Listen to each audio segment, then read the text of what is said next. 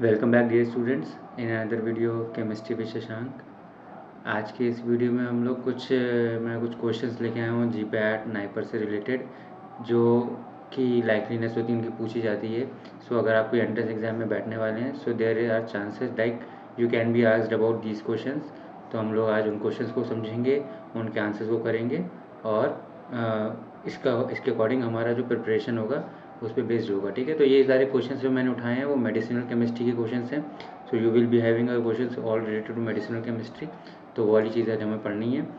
तो पहला क्वेश्चन है यहाँ पर, विच of the following is first generation antihistaminics. ठीक है, तो आपके फर्स्ट जनरेशन के H1 एंटीहिस्टामिनिक्स कौन से हैं? हमारे जो H1 रिसेप्टर के एंटीहिस्टामिनिक्स होते हैं वो दो कैटेगरी के होते हैं, first generation and then we have this second generation. ठीक है, तो हमारा वाला कौन सा है, हमें फर्स्ट जनरेशन का इसमें पता लगाना है। फर्स्ट जनरेशन के जो थे उसमें क्या थे, साइड इफेक्ट्स आ गए थे बहुत सारे सिडेशन वाले, और जो सेकेंड जनरेशन थे वो उनसे बेटर थे। ठीक है, तो इसमें से जो आपका लोराटिडिन होता है वो आपका सेकेंड जनरेशन का होता है, and then we have cetirizine also second generation, fexofenadine जिसको एलेग्रा बोलते हैं, मार्केटेड रहता है, तो वो भी सेकेंड जनरेशन रहता है आपका, तो सेकेंड जनरेशन होता है वो, and this is the one which is first generation. तो आपका राइट आंसर कौन सा बनता है इसमें, डाइफेनहाइड्रामिन, जो कि फर्स्ट जनरेशन का ड्रग है, और इसकी सबसे बड़ा साइड इफेक्ट था कि इट कॉज्ड सिडेशन बहुत ज़्यादा कॉज कर रहा था। ठीक है, let's move on to the next question.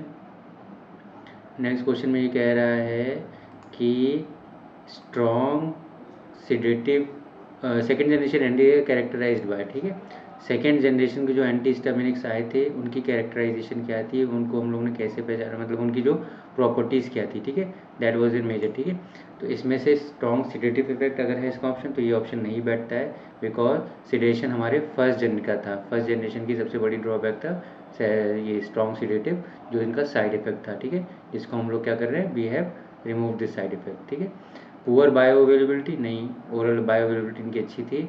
ठीक है, लिमिटेड ड्यूरेशन ऑफ एक्शन नहीं था, लॉन्ग ड्यूरेशन ऑफ एक्शन था।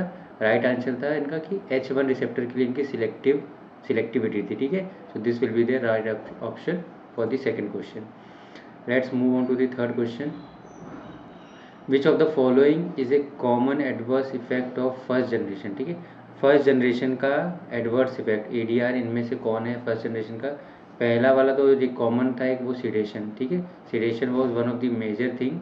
इसके अलावा और क्या था, डायरिया नहीं था, हाइपरटेंशन नहीं हो रहा था उनसे, एंड फोटो सेंसिटिविटी भी नहीं हो रही थी। Only thing was happening was dry mouth. तो dry mouth is the right option, कि उनका जो मुंह सूख जाता था। ठीक है, जब भी हम लोग फर्स्ट जनरेशन लेते थे, where were having the problem adverse condition of having a dry mouth. ठीक है, so this is the answer for this question.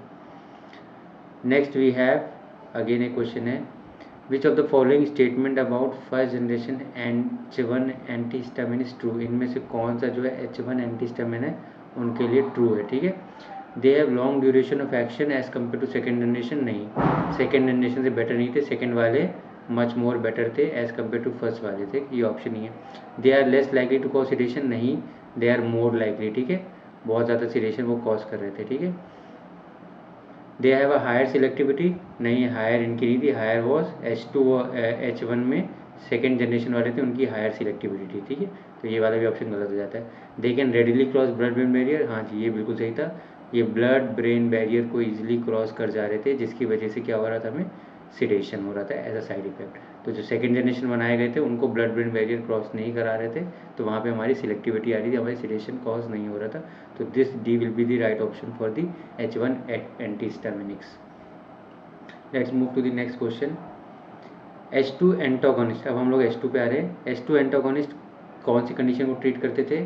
क्या वो एलर्जी को ट्रीट करते थे? नहीं, एलर्जी को वो ट्रीट नहीं करते थे, एलर्जी को H1 वाले ट्रीट करते थे। ठीक है, एस्थमा को वो ट्रीट नहीं करते थे, बॉवल सिंड्रोम को ट्रीट नहीं, वो किसको ट्रीट करते थे? पेप्टिक अल्सर को। तो peptic ulcer will be the right option for H2, because H2 हमारा कहाँ पे होता है, पेराइटल सेल में होता है। पेराइटल सेल में होने की वजह से जितना भी स्टमक रिलेटेड HCl का सिक्रीशन होता है वो सारा मॉड्यूलेट करता है। ठीक है, सो वहाँ पे हम लोग इसको ट्रीट करते हैं बाय यूजिंग H2 एंटागोनिस्ट। ठीक है, तो आई होप ये वाला ऑप्शन भी आपको क्लियर होगा, ये पॉइंट भी आपको क्लियर हो गया होगा। There is no problem about this question as well. Second है, H2 एंटागोनिस्ट प्राइमरी टारगेट कौन सी वाली को टारगेट करते हैं? ठीक है, H2 एंटागोनिस्ट, तो H2 एंटागोनिस्ट H1 रिसेप्टर को टारगेट करते हैं? नहीं, वो क्या करते हैं, H2 को टारगेट करते हैं। ठीक है, H2 कहाँ पर है, पैराइटल सेल में, वहाँ पर उसको टारगेट करते हैं।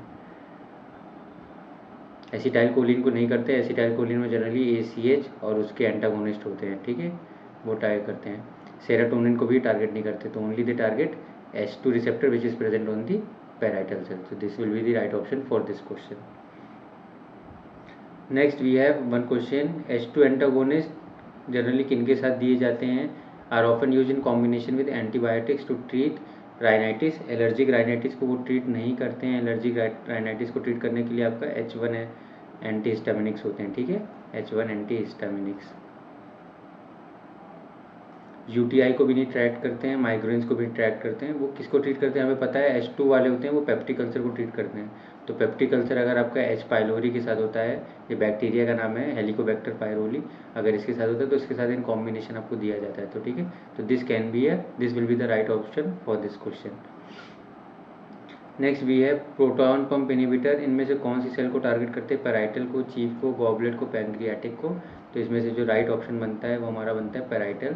पैराइटल सेल के अंदर हमारा प्रोटॉन पंप होता है, और प्रोटॉन पंप के अंदर को टारगेट कौन करता है, उसको टारगेट कौन करता है, वी हैव दिस PPI, जो इसको जाके इनिबिट करते हैं, इसको जाके ब्लॉक करते हैं, बंद करते हैं, and then they treat this acidity या फिर पेप्टिक अल्सर का ट्रीटमेंट होता है। तो parietal cell is the right option for this question. ठीक है, next and the last question for today is PPI are most potent at reducing gastric acid as compare to.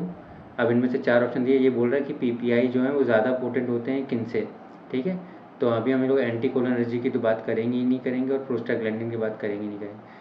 वो देखो PPI क्या करते हैं, दे ट्रीट एसिडिटी, तो वो antacids के साथ भी हो सकते हैं और H2 एंटागोनिस्ट के साथ। बट एंटासिड प्राइमरी क्या करता है, वो रिड्यूस करता है एसिड को। They don't treat peptic ulcer. ठीक है, रिड्यूस एसिडिटी। H2 एंटागोनिस्ट भी आपका अल्सर में काम आता है, और ये भी आपका अल्सर में काम आता है। तो therefore this will be the right option. PPI आपके बेटर होते हैं as compare to H2 antagonist. इसके रिलेटेड मैंने एक वीडियो अपलोड किया हुआ है जहाँ पे मैंने मोड ऑफ एक्शन समझाया हुआ है H2 एंटागोनिस्ट का और PPI का। उसका लिंक मैं शेयर कर दूंगा इस वीडियो के साथ, so you can watch it from there, और वहाँ से आपको क्लैरिटी मिल जाएगी कि ये वाला ऑप्शन क्यों सही है, PPI का क्या रोल होता है, H2 एंटागोनिस्ट का क्या रोल होता है। So I hope these are some of the questions जो मैंने डिस्कस किए हैं। इनके वीडियोस, इनसे रिलेटेड वीडियो सारे मेरे चैनल में आपको मिल जाएंगे, and you can watch it from there. और ये जो क्वेश्चंस इनको आप तैयार कर लेते हो, तो there are chances like if अगर इस वाले टॉपिक से H1 H2 और PPI से कोई टॉपिक आता है, जनरली 5th सेम का टॉपिक है, इससे रिलेटेड जो क्वेश्चन आएंगे तो you will be able to clearly answer them correctly. So I hope this video would have been a fruitful one for you. आपको थोड़ा सा फ्रूटफुलनेस आई होगी इस वीडियो के साथ। सो for now I will stop at this point. Please do subscribe my channel if you haven't subscribed till now, for more amazing videos like this and more informative videos like this. Till then, take care. Thank you.